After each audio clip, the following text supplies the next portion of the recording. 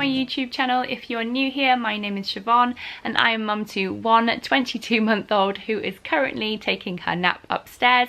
I am also married to my husband Guy, who is a serving Royal Marine, and he is based down in Limsden. He's actually on his way home today for a change, so it's Thursday, he's home a day early. I also work for LUSH Cosmetics and I am in my 4th year within the company. So today we are talking hair. Now, as you guys know, if you have seen my videos in the past, you know I have had some amazing things happen with my hair and the not so amazing things happen with my hair. Believe it or not, the actual fail video that I have done has had the most views, and I will link it at the end of this video if you want to go and check it out. So today we are talking changing colours again. So I have been to the hairdressers twice this year to have my hair bleached, and it is pretty blonde now, I would say. I've got my roots coming through. I never actually had it all the way to my scalp, the bleach. I never actually had it all the way to the top. The reason for that is I don't really like the lines that you get when you have your natural colour coming back through. So I always wanted to leave a bit of a gap anyway. But yeah, it is growing out a little bit more. Please just ignore the knots. It is just air drying. I need to brush it before I do anything else with it. Yeah, so because we've been out to Mallorca not so long ago, it really did lighten a lot out there, and you can see in this light coming from the window, it's really blonde. So I am going to change it, and I am going to change it to a nice, vibrant, coppery red. That is my plan. I have been that before a long time ago. I messed it up though. It was another one of my ridiculous mistakes. I tried to bleach my hair myself and then I tried to henna on top of that, and it was just bad. But because I've already had my hair highlighted with blonde put through professionally, it's all in there, it's all even, so I've got nothing to worry about. This is a clean slate, so to speak, and hopefully the henna will take. So yes, I am using henna again, and I will show you which henna now. So today I'm going to be using the henna from LUSH. Henna in LUSH comes in blocks like this. It looks like a block of chocolate, and that is because it's mixed with all sorts of really good ingredients. So we've got things like cocoa butter to really give your hair some hydration, lots of lemon juice inside here as well to give you that gorgeous shine. You've got things like powdered rosemary as well, which acts as an antiseptic. There's lots of things in here to give your hair a really good, lovely condition, as well as dyeing it at the same time. So I'm going to walk you through how to use this first, and then I'm going to apply it, and then it's got to stay on for around about 3 to 4 hours. So this is going to be a really fun video. You're going to get to see this at the start, during and after. So stick with me guys, because this is going to be interesting. So to henna your hair, you're going to need some cling film, some rubber gloves. You're also going to need a glass bowl, a wooden spoon, something to put along your hairline. So I'm using Ultra Bland from LUSH because it's nice and oily. We've also got our henna block and an old towel that you don't mind getting mucky. So first up, you want to be putting the kettle on to boil, then you want to be grabbing your henna block and very carefully chopping your henna block into smaller chunks, just so it makes it a little bit easier for them to melt in the water. When you're done chopping, just grab your glass bowl and then pop all of your henna chunks into it.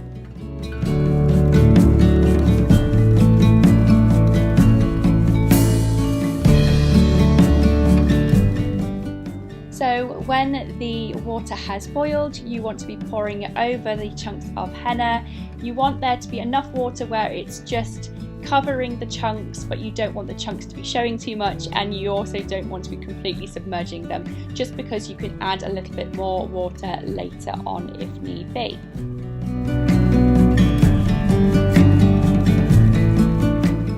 So once your boiling water is in the bowl, you simply want to be grabbing your wooden spoon and giving it a really good stir. Break down those chunks of henna, and you want to be aiming for the consistency of yogurt.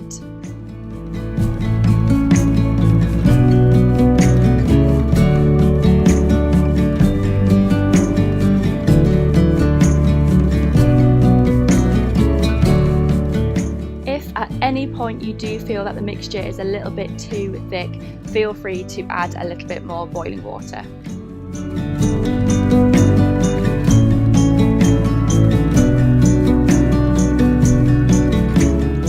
When you think you have reached the right consistency, let it cool down a little bit and then you are ready to apply.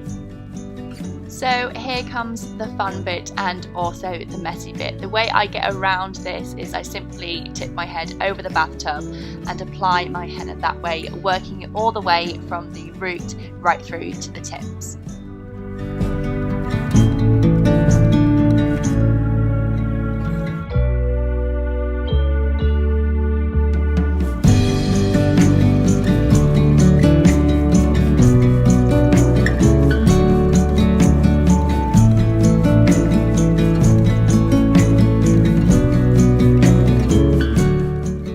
When all of the henna is on your head, you can just take some toilet tissue or normal tissue and just wipe away any of the bits that have landed on your forehead or your ears, just to make sure that nothing is going to be stained.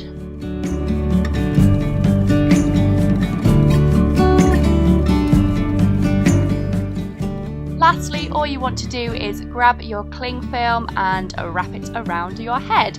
So there's a couple of reasons why it's good to do this. Firstly, it's good to keep the henna as hot as possible, so you're going to get the best possible colour, and also it stops the bits of henna getting absolutely everywhere. Once you've done this, you can pop a towel around your head, and then you want to be leaving it for around about 3 to 4 hours. So book off that afternoon.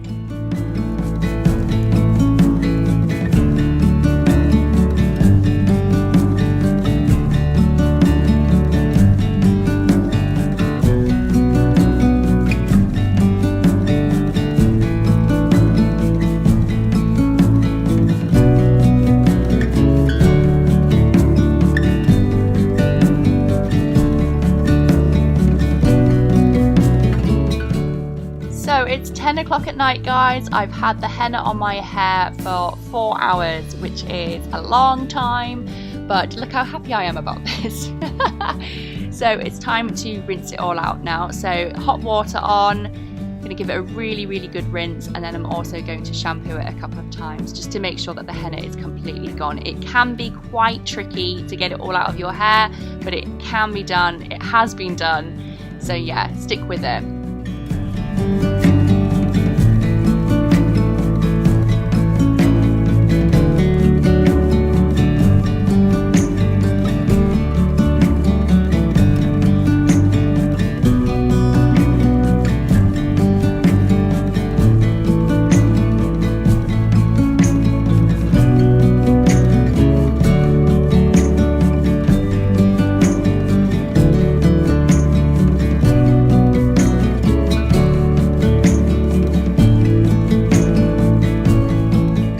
So the rinsing obviously does take the longest time, but it's really worth it in the end. So here I am just shampooing my hair with Godiva solid shampoo from Lush. It's package free, it's amazing, it's full of lots of beautiful ingredients like cocoa butter, jasmine, ylang ylang, and also macadamia nut oil. It's really nice and conditioning. You should already feel like your hair is really soft from all of the cocoa butter that's in the henna, but this is just to give it that last little bit of softening up as well. You guys should also be able to see how much my hair has changed in terms of colour. Oh my goodness, look how red it is. So it's super late at night now, guys. What I'm going to do is let it air dry, and then I'm going to show you the results in the morning.